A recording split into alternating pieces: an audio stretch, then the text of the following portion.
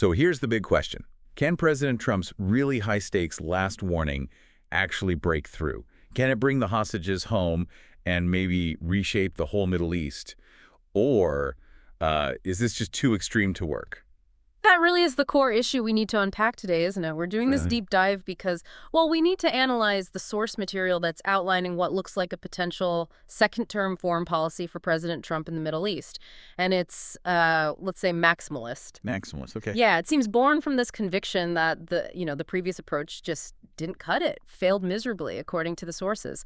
So we're looking at a really hardline ultimatum to Hamas, this very controversial plan for Gaza's future, and a big geopolitical move aimed at Iran using a Saudi-Israel deal. And it feels incredibly urgent. I mean, there's a major negotiation supposedly happening, like, right now. Our sources are confirming Hamas drafted this personal letter offering a deal, but only a partial one. That's right. They're apparently willing to release about half the remaining hostages. So the estimate is maybe 24 out of around 48.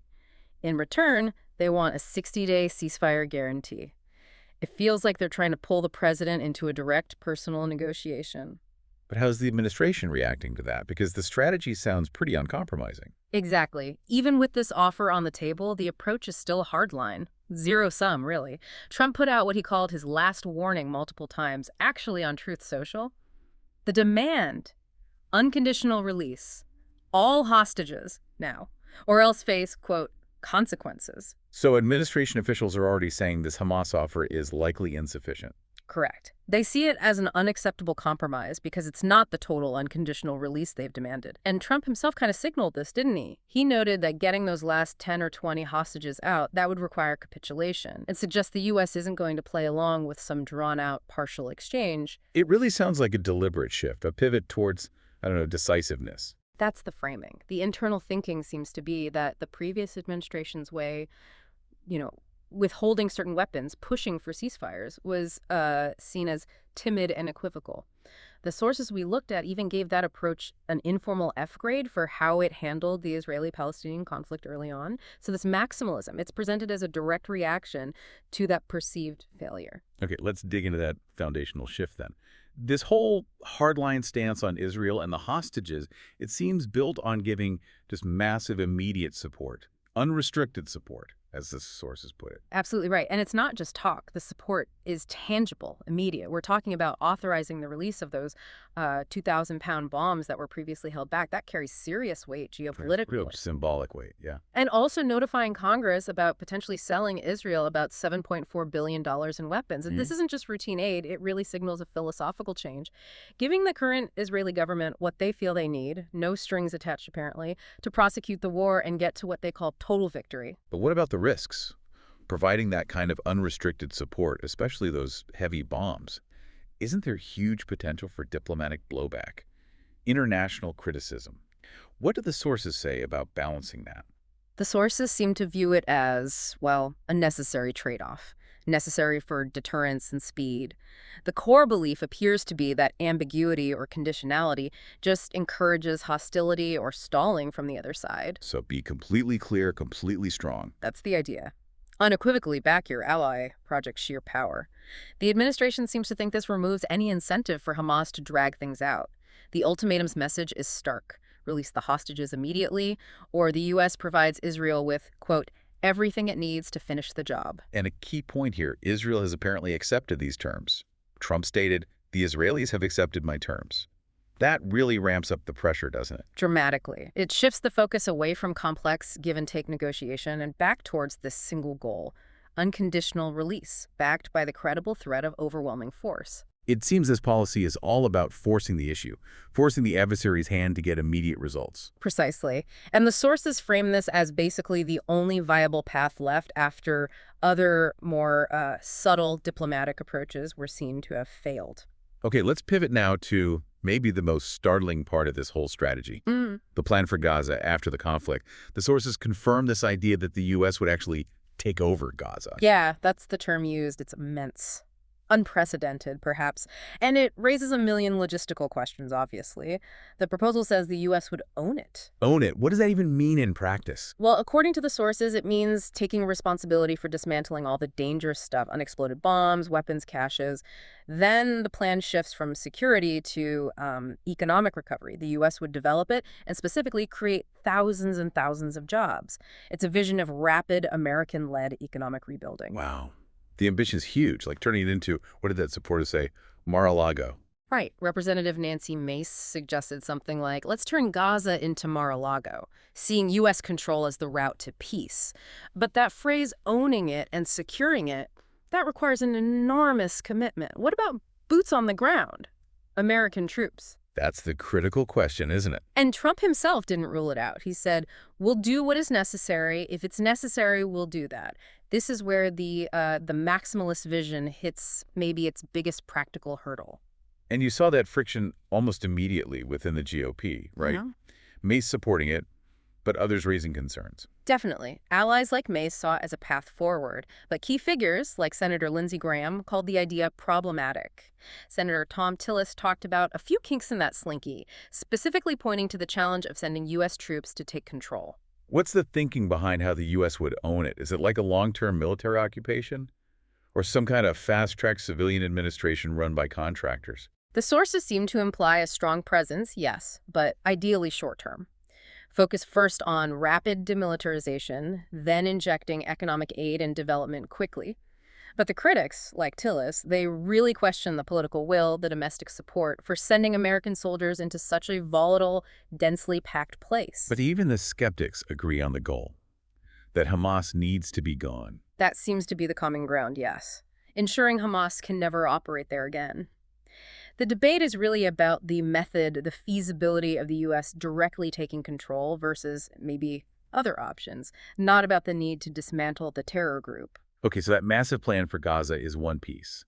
But the bigger regional picture, how does this administration plan to stabilize things there? And that brings us straight to Iran. Right. Iran is painted as the central strategic threat. The administration's view, based on the sources, is that Iran was sort of allowed to gain ground during a time of perceived American pullback or weakness. And during that time, their nuclear program advanced significantly. Hugely. They are now enriching uranium to over 60%. Now, for you, the listener, just to put that in perspective, 60% isn't weapons grade yet. That's usually 90%, but it's technically a very short step away. Sources estimate Iran could be just 1 to 2 weeks from nuclear breakout. Breakout meaning they could quickly get enough fissile material for one bomb. Exactly. Enough material for a first device.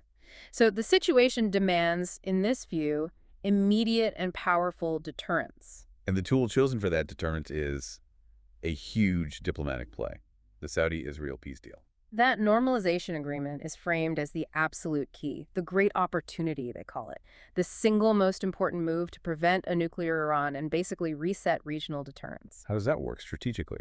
The thinking is pretty straightforward. Align the major Sunni power, Saudi Arabia, with Israel. This creates a kind of strategic wall that isolates Tehran. It's seen as the way to reverse the trend where Iran grew stronger, partly thanks to things like that huge reported $400 billion deal with China. Okay, and this fits into the administration's overall foreign policy style, which the sources call highly transactional selective bilateralism. Well, it was a bit of a mouthful. It is, isn't it? Let's break it down.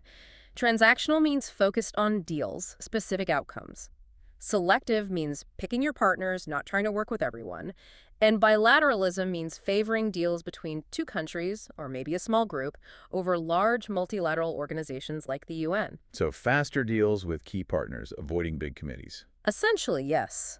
Leverage strong relationships to get quick, measurable wins. Avoid getting bogged down in endless international talks. And for you, listening, this normalization deal, it isn't just about Iran. Think about it. Aligning the world's biggest oil exporter, Saudi Arabia, with a key U.S. ally like Israel. That could potentially reorient U.S. military resources in the Gulf, maybe reduce our footprint while helping stabilize global energy prices. that's a potential direct benefit. Interesting connection there. Now, speaking of action, there's a final piece of the strategy that loops back from foreign policy right into domestic security here in the U.S. Yes, and it directly addresses what the sources describe as a consequence of these global conflicts playing out here at home. Specifically, the entrenched hatred of Jews in Israel revealed by, quote, pro-Hamas and anti-Semitic riots on streets and campuses. And the administration sees this as part of the same overall threat, not just a separate cultural issue. That seems to be the view. Part of the same threat matrix that includes dealing with Iran and Hamas overseas, so the plan tackles it in a very integrated way. How so? By creating a new, more powerful role for the special envoy focused on anti-Semitism. The key change is moving that official into the White House and giving them a mandate that covers both domestic and international issues. So connecting the dots between what's happening abroad and here. Exactly. Placing the envoy close to the National Security Council, but also linking them with the Domestic Policy Council. The idea seems to be coordinating intelligence on, say, foreign funding of terror groups or propaganda, with monitoring groups here in the U.S. that might be inciting violence. It's about addressing the entire loop, foreign support, domestic agitation, under one unified central strategy. Okay, so bringing it all together, what does this deep dive really tell us? It paints a picture of a very clear, very firm, maybe even rigid set of proposals for the Middle East. I think that's fair. It boils down to maybe three core pillars. First, demanding unconditional surrender, total victory from groups like Hamas using hardline ultimatums. Second, massive, unrestricted military aid for Israel, reversing previous conditions. And third, using these big transactional deals, the Saudi-Israel normalization being the prime example to tackle strategic threats like Iran head-on. It's a strategy that seems designed to replace what they see as regional uncertainty with just overwhelming American decisiveness and strength. That's the objective laid out in the sources, yes. So as you listen to this, consider the context brought by the source material. This whole maximalist push seems partly fueled by that internal assessment that the prior administration got an F grade on the Israeli-Palestinian issue early on, even while authorizing billions in weapons. Here's the final thought. When you're assessing a foreign policy that really emphasizes sheer power and rapid deterrence, what should be prioritized? Is it the overwhelming, unrestricted support for allies, the kind of decisive action meant to force immediate capitulation from adversaries? Or should the main focus stay on maybe longer-term diplomatic stability, on humanitarian outcomes, even if that means a slower path, perhaps delaying the final defeat of hostile groups? That seems to be the fundamental trade-off embedded in this very high-stakes strategy.